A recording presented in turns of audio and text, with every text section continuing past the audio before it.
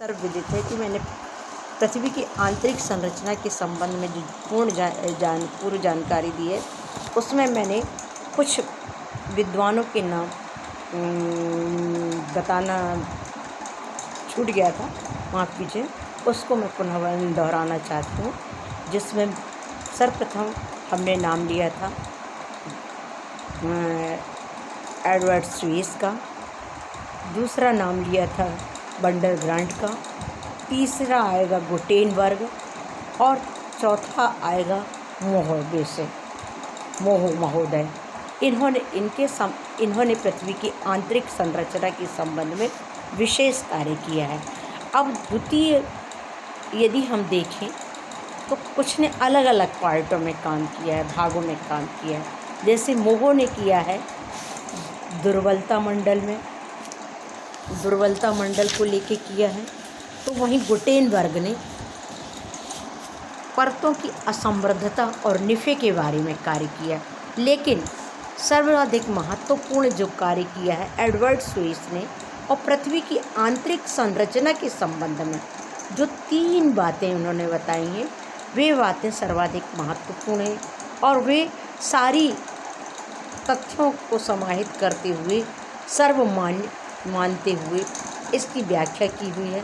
इसलिए यह वर्तमान परिप्रेक्ष्य में पृथ्वी की आंतरिक संरचना की व्याख्या करता है। इसमें सर्वप्रथम इन्होंने ये बताया है, इसमें जिन विषयों को मैंने लिया है एक चार्ट के माध्यम से लिया है, ये चार्ट मैं प्रस्तुत करूँगी आपको।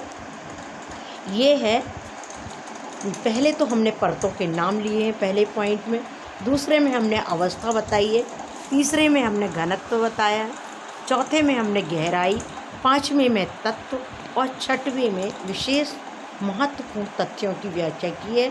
तो सर्वप्रथम नाम, जैसा कि नाम हम बोल रहे हैं, सर्वप्रथम नाम है सियाल, जिसकी अवस्था है कठोर। अगर इसके रासायनिक समीकरण देखें Si+Al, फिर घनत्व 2.9 पाया जाता है, गहराई 50 से 800 किलोमीटर पाई जाती है। और यदि अब हम तत्व देखें तो उसमें तेजाबी तत्व अर्थात अम्लीय पदार्थों की अधिकता है, जिसमें एल्यूमिनियम, सोडियम क्लोराइड और पोटेशियम तत्व पाए जाते हैं।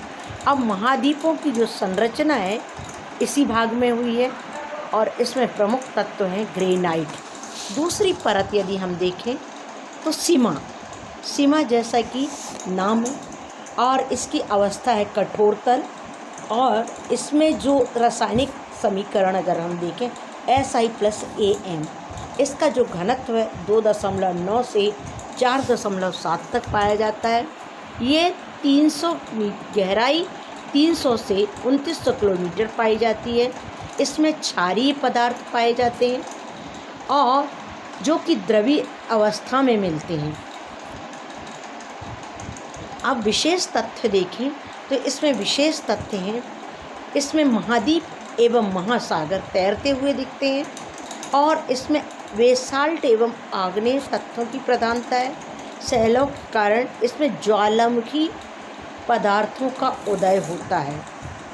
अगली परत हमारी तीसरी परत है निफे, जिसमें जो अवस्था है इसकी तरल एवं प्लास्टिक अवस्था पाई जाती है। निफे में इसकी जो समीकरण है, रासायनिक समीकरण है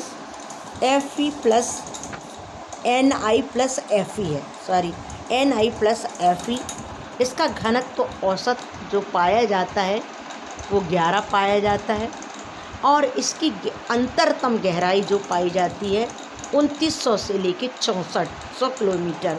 इसमें जो तत्व पाए जाते हैं, धात्विक तत्व पाए जाते हैं, जिसमें निकेल और फेरियम, सिलिका और कठोर तत्वों और धातुओं से निर्मित है। और इस भूभाग में भूकंपीय तरंगें भी पहुंच जाती हैं, ये विशेष बात पाई जाती है। और ये पूर्णतः गैसीय है, पदार्थों के रासायनिक गैसीय पदार्थों की समीकरण के कारण ये बहुत विस्फोटक स्थिति में पाया जाता है। यहाँ जो आंतरिक संरचना का जो टेम्परेचर है वो 6000 सेल्सियस के आसपास पाया जाता है। ये एडवर्ड स्वेस्की महोदय के अनुसार पृथ्वी की आंतरिक संरचना की विवेचना की गई है और एक चार्ट के माध्यम से मैं इसे इंगित करूंगी। ये चार्ट आपको दिखाया जा रहा है।